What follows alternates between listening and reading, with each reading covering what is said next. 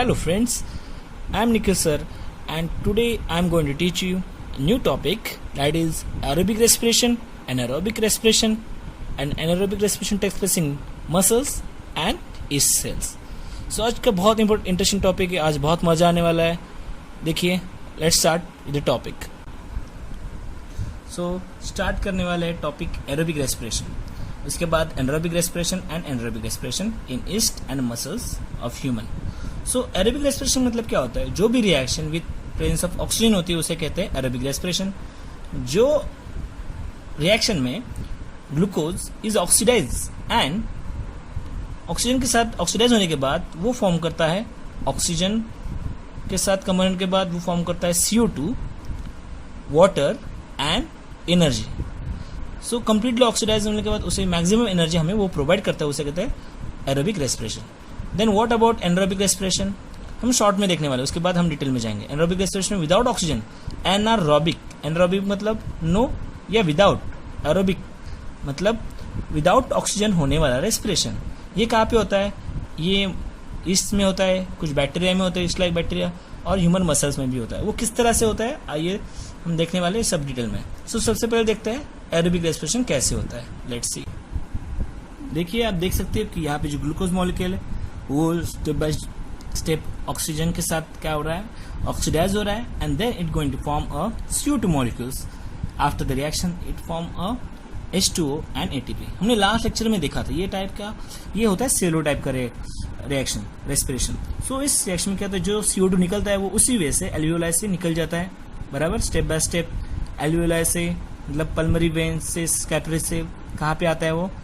Lungs में आता है. लंग्स में थ्रू कहाँ से आता है? एल्वियोलाई से आता है. एल्वियोलाई से bronchi, bronchi to again larynx, then pharynx, then वो नोस्ट्रल के थ्रू बाहर निकल जाता है. एक इतना समय लगता है बोलने के लिए, उस समय में 2-3 बार तो सांस भी ले लेते हैं. ठीक है, तो ये सब होता है, एकदम फास्टली होने वाला रिएक्शन है. तो देखिए, ये जो ग्लूकोज है वो सेल तक पहुंचने के बाद इस तरह से वो ब्रेक डाउन होकर हमारे लिए सबसे इंपॉर्टेंट चीज पैदा करता है, वो है ATP, जो हमें प्रोवाइड करती है एनर्जी. ठीक है, तो इस तरह से होता है एरोबिक रेस्पिरेशन. अब हम देखने वाले एनारोबिक रेस्पिरेशन किस तरह से होता है अपने बॉडी में. Let's see. आप देख सकते हो स्क्रीन में, anaerobic respiration occurs in absence of O2 and produce alcohol, water and energy. So aerobic और एनारोबिक रेस्पिरेशन में वही फर्क होता है कि एरोबिक रेस्पिरेशन में CO2, वाटर और क्या निकलता है, यहाँ पे एनर्जी फॉर्म होती है. तो यहाँ पे एनारोबिक रेस्पिरेशन में alcohol, water and energy form होती है. सिर्फ कार्बन डाइऑक्साइड और अल्कोहल का डिफरेंस है. ठीक है, देन ये जो एनारोबिक रेस्पिरेशन है वो कहाँ पे देखा जाता है? सम बैक्टीरिया में. सो इस बैक्टीरिया में फॉर्म किया जाता है और इसके मदद से ही अल्कोहल फॉर्म किया जाता है. ऑब्वियसली अल्कोहल कहाँ पे यूज होता है? Is use in wine and beer. जो इंडस्ट्रीज है वहाँ पे, ब्यूरेजेस उसे कहते हैं, वहाँ पे यूज किया जाता है. सो ऑब्वियसली उसके अंदर अल्कोहल का होना जरूरी है. सो आप देख सकते हो कि east is very important, work करता है अल्कोहल फॉर्मेशन के लिए, इसलिए वो एनारोबिक रेस्पिरेशन करता है. ठीक है, सो इस तरह से एनारोबिक रेस्पिरेशन क्या फॉर्म करता है? Alcohol, water and energy form करता है. आप देख सकते हो कि मसल्स में भी क्या होता है? एनारोबिक रेस्पिरेशन होता है. सो मसल्स में रेस्पिरेशन क्यों होता है और कब होता है आपको पता है? So during a shortage of oxygen. So shortage of oxygen में क्या होता है actually? It produce lactic acid and energy. So shortage of oxygen कब होता है? Let's see. Muscles can respire anaerobically for short time. बहुत कम समय के लिए अपने बॉडी में क्या करते हैं? एनारोबिक रेस्पिरेशन करते हैं. So it's happen during temporary deficiency of oxygen. ये थोड़े समय के लिए होता है, इसलिए उसे टेम्परेरी डिफिशिएंसी कह सकते हैं. और ऐसे क्यों होता है? When does deficiency of oxygen occur? कब होता है? Like during heavy exercise. आप देख सकते हो बहुत सारे एक्सरसाइज करते हैं हम, यहाँ वहाँ घूमते हैं, भागते हैं, ऊपर नीचे घूमते हैं, इसलिए तो उस समय हमें ज्यादा क्या होती है? ऑक्सीजन की डिमांड होती है. During running, fast walking, during heavy exercise, आप देख सकते हो ये सारी एक्टिविटी में क्या होता है? मैक्सिमम हमें ऑक्सीजन की डिमांड लगती है. सो इस सारे वर्किंग में क्या होता है? ऑक्सीजन हमारे बॉडी में सप्लाई कम हो जाता है. तो इन लोग को ये सभी प्रोसेस के लिए एनर्जी तो लगने वाली है. तब उसी समय में, उस शॉर्ट ड्यूरेशन में एनर्जी कंप्लीट करने के लिए हमें हमारी बॉडी एनारोबिक रेस्पिरेशन करती है. और ये ऑक्सीजन के बिना रेस्पिरेशन के लिए वहाँ पे क्या फॉर्म होता है, लैक्टिक एसिड फॉर्म होता है हमारे बॉडी में, और यही लैक्टिक एसिड हमें एनर्जी प्रोवाइड करता है। बट ये टोटली उसे ऑक्सीडाइज नहीं कर पाता, ग्लूकोज को ऑक्सीडाइज नहीं कर पाता, इसलिए उससे ज़्यादा समय पर अगर इस तरह से हो सकता है तो उससे क्या हो सकती है, हमें क्रैम्प भी आ सकते हैं। सो आपको पता है व्हाट इज क्रैम्प्स? इसे कहते हैं मसल्स क्रैम्प। और ये कब होता है? This cramps occur when muscles respire anaerobically to produce lactic acid. जब एनारोबिकली रेस्पिरेशन होता है मसल्स के अंदर तब लैक्टिक एसिड फॉर्म होता है। So occur due to incomplete breakdown of glucose. ये कब होता है? जब इनकम्प्लीट ब्रेकडाउन होता है ग्लूकोज का। सो इस क्रैम्प से हम कैसे छुटकारा पा सकते हैं? How to cure that muscles cramp? Let's see how to cure that muscles cramp. आप देख सकते हो कि relief to the muscles cramp, किस तरह से मसल्स क्रैम्प को हम रिलीफ कर सकते हैं। देखिए पहला है, दिखाई दे रहा है आपको पिक्चर के अंदर, this is a hot water bath. देख next is a hot compress, last one is massage. अब गर्म पानी से नहा सकते हो, गर्म पानी के थ्रू से आप उसे सेक सकते हो, उसके बाद आप तेल से उसे मसाज कर सकते हो। आफ्टर ये सब करने के बाद, ये सब तरीके के बाद आपको क्रैम्प से रिलीफ मिल सकता है। इन सबसे होता क्या है? देखो, गर्म पानी से सेकने के बाद या हॉट वाटर लेने के बाद, मसाज करने के बाद जो ब्लड सर्कुलेशन होता है वो अच्छे से इम्प्रूव हो जाता है। अगर ब्लड सर्कुलेशन अच्छे से हो गया, आफ्टर सर्कुलेशन होने के बाद जो ऑक्सीजन की डिमांड है वो भी सभी ऑर्गन के, सभी टिश्यू के, सभी सेल तक अच्छी हो जाएगी। मतलब सभी सेल को क्या पहुंच जाएगा? ऑक्सीजन वहां पे पहुंच जाएगा। So makes the oxygen available the all muscles, that is why वहां पे सर्कुलेशन अच्छा हो जाएगा। Then lead to a complete breakdown of lactic acid to CO2 in water. तो उससे क्या हो जाएगा? जो लैक्टिक एसिड बना है वो कंप्लीटली ब्रेकडाउन होकर उससे CO2 और वाटर बनेगा। तो इस तरह से हमें रिलीफ मिल सकता है क्रैम्प से। सो अब सिर्फ पढ़ने के लिए नहीं, आपको समझने के लिए भी देख सकते हो। आपको फ्यूचर में अगर ये प्रॉब्लम आता है तो ये सब कर सकते हो। That's the reason of science learning. आप इसलिए साइंस सीखते हो, सिर्फ पढ़ाई करने के लिए नहीं, इतना याद रखिए। So it's very important to know for your future also. We will take a short recap. Let's see. And during anaerobic respiration in the muscles, these activities demand to high energy. So जब high demand होती है तब, but supply of oxygen is very less. So उस समय हमें वही उतनी amount की एनर्जी प्रोवाइड करने के लिए it lead to be anaerobic respiration in the muscles. So glucose जो होता है वो कम ऑक्सीडाइज होता है, वहाँ पे ऑक्सीडेशन नहीं होता है, तो उससे फॉर्म होता है लैक्टिक एसिड, एंड उसी लैक्टिक एसिड से फॉर्म होती है एनर्जी। सो देखिए ये ऑक्सीजन, अब्सेंस ऑफ ऑक्सीजन, ये रिएक्शन होती है तो उससे फॉर्म होता है एनर्जी। शॉर्ट रिव्यू में आप फिर से देखेंगे, aerobic respiration occurs in presence of O2 and glucose and it broken down into water and CO2 and give energy.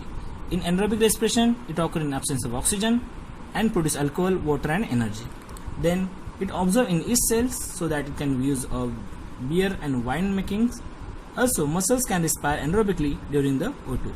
And deficiency of short time, it produce in the period of it produce lactic acid and energy. So this is the anaerobic and aerobic respiration in human.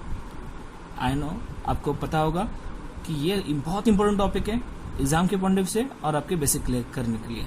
So it is very easy to understand in this way. I hope आपको ये पसंद आया होगा। So our next topic is cellular respiration. उसके अंदर है aerobic respiration that takes place in human body. अभी तो हम डिटेल देखने वाले कि किस तरह से aerobic respiration होता है हमारे बॉडी में और ग्लूकोज किस तरह से ब्रेकडाउन होता है देखेंगे। So उसके पहले हम देखेंगे दो इम्पॉर्टेंट पॉइंट जो हमें फुल फॉर्म बताएंगे आगे। So देखिए NAD क्या होता है। NAD और FAD होता है, उनके फुल फॉर्म को 1 मार्क्स के लिए पूछे जाते हैं एग्जाम में। NAD का फुल फॉर्म है निकोटिनामाइड एडिनाइन डाइन्यूक्लियोटाइड्स। देन FAD का फुल फॉर्म है फ्लेविन एडिनाइन डाइन्यूक्लियोटाइड्स। सो बहुत इंपॉर्टेंट है, एग्जाम में आएगा और इस आंसर में आने वाले सबसे 2 इंपॉर्टेंट हीरो है, अब याद रखिए। So let's see this anaerobic respiration takes place in 3 steps. ये ऑक्सीडाइज 3 स्टेप में होता है। सो उसका पहला स्टेप है ग्लाइकोलिसिस, नेक्स्ट स्टेप है ट्राइकार्बोक्सिलिक एसिड साइकिल और थर्ड स्टेप है electron transport chain reaction. So ये तीनों स्टेप आज हम देखने वाले हैं, बहुत इजी वे से आपको समझ में आएगा। सो लेट्स सी क्या होता है। देखिए ग्लाइकोलिसिस मतलब क्या होता है। ग्लाइकोलिसिस का मीनिंग होता है कि ग्लूकोज का लिसिस होना, मतलब ग्लूकोज का ब्रेकडाउन होना। So it is take place in cytoplasm. तो ये प्रोसेस कहाँ पे होता है? साइटोप्लाज्म के अंदर होता है। साइटोप्लाज्म क्या होगा आपको पता ही होगा, सेल के जो अंदर जो फ्लूइड होता है जहाँ पे सब सेल ऑर्गन्स होते हैं उनको न्यूट्रिएंट मिलता है, उसे कहते हैं साइटोप्लाज्म। तो जो ग्लाइकोलाइसिस की शुरुआत कहाँ पे होती है? साइटोप्लाज्म के अंदर ही होती है। So glucose molecule oxidise step by step and form 2 molecules of each pyruvic acid. So उससे क्या मिलता है? 2 मॉलिक्यूल पायरुविक एसिड के बनते हैं, 2 मॉलिक्यूल ऑफ एटीपी बनता है, 2 मॉलिक्यूल ऑफ एनएडीपी मिलता है, 2 मॉलिक्यूल ऑफ H2O मिलता है। इस तरह से सेकंड पॉइंट में हमने क्या सीखा?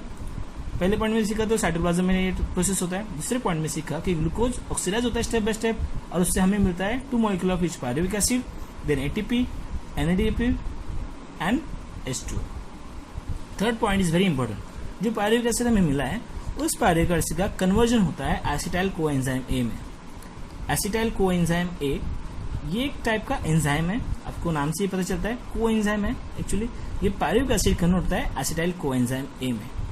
देन क्या होता है? उस समय during this process 2 molecule of NADH2 and CO2 will be release. इस प्रोसेस में क्या होता है? NADH2 एंड CO2 रिलीज हो जाते हैं। सो ओवरऑल प्रोसेस में आपको याद क्या रखना है? ग्लाइकोलाइसिस मतलब ग्लूकोज का स्टेप बाय स्टेप ब्रेकडाउन होना। उस समय 2 मॉलिक्यूल ऑफ पायरुविक एसिड और ATP और NADP और H2O फॉर्म होते हैं और पायरुविक एसिड अगेन कन्वर्ट होता है एसिटाइल कोएंजाइम में। उस समय लास्ट में NADH2 एंड CO2 रिलीज होते हैं। सो बहुत इजी याद रखने के लिए, आपको बिल्कुल समझ में आ जाए। नेक्स्ट टॉपिक है, नेक्स्ट स्टेप है उसमें try carboxylic acid cycle. So try carboxylic acid cycle मतलब क्या होता है? देखिए, ये जो प्रोसेस है, पहला प्रोसेस साइटोप्लाज्म में होता है, तो ये प्रोसेस होता है माइटोकॉन्ड्रिया के अंदर। सो माइटोकॉन्ड्रिया आपको पता होगा, mitochondria is a power house of cell. हमारे बॉडी के अंदर जो भी एनर्जी मिलती है सेल के अंदर होती है, वो माइटोकॉन्ड्रिया के अंदर होती है। So it provide energy. So उसी के अंदर ये एसिटाइल कोए ट्रांसफर होता है। कहाँ पे एंटर होता है? माइटोकॉन्ड्रिया के अंदर। हम देखा कि पहले प्रोसेस में एसिटाइल कोए एंजाइम फॉर्म हुआ था पायरुविक एसिड से, तो यही एसिटाइल कोए एंजाइम एंटर होता है माइटोकॉन्ड्रिया के अंदर। और जो इसी साइक्लिक चेन को और नाम है ट्राई कार्बोक्सिलिक एसिड साइकिल। उसका नाम क्या है? ट्राई कार्बोक्सिलिक एसिड साइकिल भी उसका नाम है। So acetyl part of acetyl co A, जो एसिटाइल को एंजाइम का एसिटाइल पार्ट है, जो है एसिटाइल को एंजाइम का एसिटाइल पार्ट, ये क्या होता है? It is completely oxidise. ये कम्प्लीटली ऑक्सीडाइज हो जाता है ये प्रोसेस में। And then CO2, H2O, NDH2 and FADH2 are derived. आप सबको CO2 और H2 तो पता ही है। इसमें 2 हीरो आते हैं, मैंने अंडरलाइन किया रेड लाइन से। आप देखिए NDH2 एंड FADH2 यहाँ पे फॉर्म होते हैं। तो क्या होता है? एसिटाइल पार्ट में से आप किसी मूवी की तरफ देख सकते हो कि किसी मूवी में जो पेरेंट्स है उसके एसिटाइल कोएंजाइम, ये किसी फादर का नाम रहेगा, एसिटाइल पार्ट उसका मर गया, देन बच गया सिर्फ कोएंजाइम। तो एसिटाइल पार्ट जो जाने के बाद, ऑक्सीडाइज होने के बाद, 2 हीरो यहाँ पे है, उनका नाम है NADH2 एंड FADH2। ये जाएंगे अभी बदला लेने, जो पूरा ऑक्सीडाइज कर देंगे ग्लूकोज को। आप देख सकते हो बहुत इंटरेस्टिंग ये कहानी अभी इंटरवल में आ गई। आप देख सकते हो नेक्स्ट पॉइंट में क्या होता है। देखिए, ये है step number 3, electron transport chain reaction. इसमें क्या होता है? ये दोनों हीरो यहाँ पे आ गए, उनका नाम है FADH2 एंड NDH2। ये क्या होते हैं? अपनी ताकत का नजारा एक कंपटीशन में दिखाते हैं। उस कंपटीशन का नाम है ETC।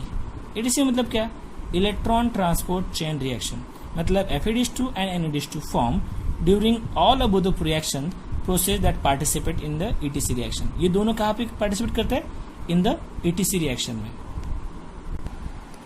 सो ये दोनों NADH2 और FADH2 नेक्स्ट ETC रिएक्शन में पार्टिसिपेट होने के बाद NADH2 फॉर्म करता है 3 ATP और FADH2 फॉर्म करता है 2 ATP। मतलब ये NADH2 3 एनिमीज को मारता है, जिससे निकलते हैं 3 ATP। ये FADH2 छोटा भाई 2 ATP को मारता है, 2 विलन को मारता है। याद रखिए, एग्जाम में आने वाला 1 मार्क्स के लिए क्वेश्चन आता है कि how many ATP form by NADH2 and FADH2। FADH2 से निकलता है 2 ATP और NADH से निकलता है 3 ATP। याद रखिए, बहुत इंपॉर्टेंट है। सो बिसाइड दैट ATP के अलावा भी water molecule also form this process. So ये प्रोसेस भी कहाँ पे होता है? माइटोकॉन्ड्रिया के अंदर होती है। सो आप देख सकते हो मैंने क्या बोला, इलेक्ट्रॉन ट्रांसपोर्ट चेन रिएक्शन में FADH2 एंड NADH2 पार्टिसिपेट होते हैं कौन सी कॉम्पिटिशन में? ETC reaction. उसका नाम है ETC। कौन हीरो है? FADH2 and NADH2। सो ये पार्टिसिपेट होते हैं, तो क्या करता है? NADH2 3 ATP फॉर्म करता है और FADH2 2 ATP फॉर्म करता है, 2 विलन को मारता है, ये 3 विलन को मारता है। और याद रखिए, और उसके अलावा यहाँ पे क्या होता है? सबके पानी छूट जाते हैं, तो यहाँ पे वाटर भी फॉर्म होता है। इन दिस प्रोसेस ये सब कहाँ पे होता है? माइटोकॉन्ड्रिया के अंदर होता है। दुश्मन के इलाके में ही होता है, माइटोकॉन्ड्रिया के अंदर ही होता है। ठीक है। तो ये पूरा प्रोसेस आप देख सकते हो, दोनों स्टेप जो होते हैं माइटोकॉन्ड्रिया के अंदर ही होते हैं। सिर्फ पहला स्टेप है जो ग्लाइकोलाइसिस, वो टेक्स प्लेस होता है साइटोप्लाज्म के अंदर।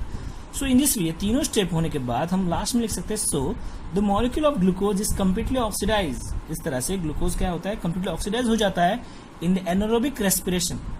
नहीं, एरोबिक रेस्पिरेशन जो होता है, हमने देख रहे हैं कि आपको याद समझ में आ रहा है कि नहीं, ये पूरी प्रोसेस है एरोबिक रेस्पिरेशन है, एनारोबिक नहीं।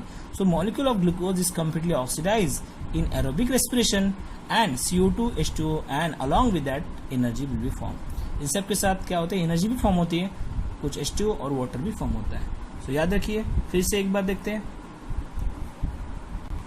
पहले हमने देखा कि ग्लाइकोलिसिस होता है, ग्लाइकोलिसिस के अंदर देखा कि पायरुविक एसिड क्या करता है, फॉर्म होता है, ग्लूकोज ऑक्सीडाइज होने के बाद सिर्फ पायरुविक एसिड एसिटाइल कोएंजाइम में कन्वर्ट होता है।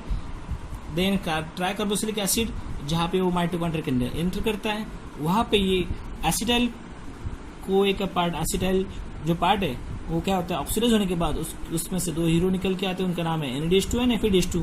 आफ्टर दैट FADH2 कहाँ पे जाते हैं, माइटोकॉन्ड्रिया के अंदर जाते हैं, वो रिएक्शन में पार्टिसिपेट करते हैं। उस रिएक्शन का नाम है ETC रिएक्शन, मतलब electron transport chain reaction. Then यही ATP क्या करता है, फॉर्म होते हैं 3 ATP फॉर्म होते हैं, NADH2 से 3 ATP और FADH2 से 2 ATP फॉर्म होते हैं। सो बिसाइड द ATP वहाँ पे वाटर मॉलिक्यूल भी फॉर्म होता है। ऑन ओवरऑल रिएक्शन में हमने क्या देखा, glucose step by step oxidise होता है एरोबिक रेस्पिरेशन में, और यहाँ पे CO2 H2O release along with the energy के साथ फॉर्म होता है।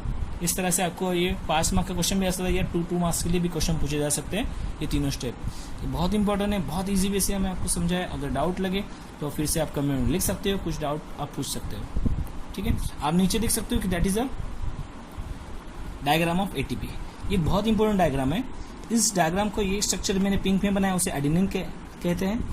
ये जो राइबोस शुगर है, आप उसे, ये पेंटागोन स्ट्रक्चर है, उसे राइबोस शुगर कहते हैं, और ये 3 फॉस्फेट है। तो ATP का अगर आपको फुल फॉर्म पता होगा तो आपको ये जरूर समझ में आएगा। सो एडिनाइन ट्राइफॉस्फेट उसे क्यों कहते हैं, तो अभी आपको समझ में आया होगा।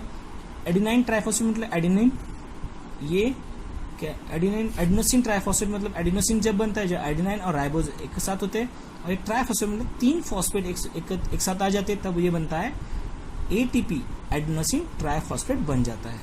और ये ATP जो होता है ड्यूरिंग दिस प्रोसेस क्या होता है, कन्वर्ट होता है ADP में, मतलब उसका एक जो इनऑर्गेनिक फॉस्फेट है यहाँ से रिलीज होता है, उससे एनर्जी बाहर निकल जाती है। सो आप देख सकते हो स्ट्रक्चर के अंदर कोई फर्क नहीं है, सिर्फ यहाँ पे जो है एक फॉस्फेट यहाँ से रिलीज हो रहा है, मतलब यहाँ का ATP का कन्वर्जन ADP में होता है, यहाँ पे एनर्जी यूज होती है। यहाँ पे देख सकते हो कि यहाँ पे बैटरी डाउन है, देन यहाँ से एनर्जी रिलीज होने के बाद एडिनोसिन डाइफॉस्फेट बनता है और एनर्जी रिलीज होती है in the form of phosphate, ठीक। इस तरह से ये आपको डायग्राम भी पूछा जा सकता है 2 मार्क के लिए, या डायग्राम कंप्लीट करने के लिए भी आ सकता है। You have to write that, it's very important. Adenosine triphosphate, that's a ATP। It is called currency of body. अपने बॉडी में कोई भी प्रोसेस विदाउट ATP नहीं होती है, इसीलिए उसे करेंसी कहा जाता है। It's very important to for all the process of body, ठीक है। आई होप आपको ये टॉपिक समझ में आया होगा और आपको जरूर पसंद आएगा। अगर आपको पसंद आता है तो आप उसे लाइक कीजिए, सब्सक्राइब कीजिए। Thank you so much.